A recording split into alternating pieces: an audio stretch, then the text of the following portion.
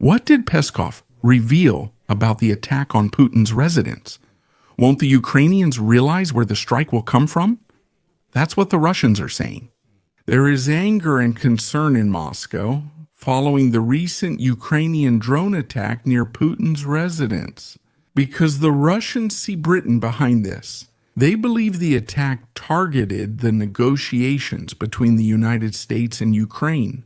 What infuriates the leadership in the Kremlin is that without the help of the British services, the Ukrainians would not have been able to carry out such an action.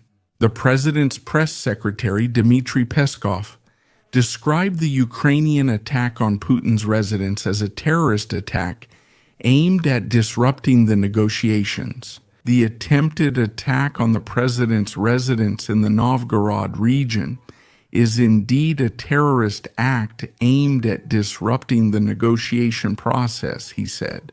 The assassination of Putin is a bad idea, and it is Zelensky's latest mistake, said the Kremlin spokesman, who described the efforts of the Western media and Volodymyr Zelensky to deny the reports about the incident as simply absurd. I don't think there should be any evidence here. If such a massive drone attack is taking place, which was thwarted thanks to the well-coordinated work of the air defense system, added Peskov. According to him, Ukraine is also undermining the efforts of the United States President Donald Trump with these actions. But such provocations will not affect the dialogue between Russia and the United States. Peskov emphasized that Moscow will not withdraw from the negotiation process, but will toughen its stance.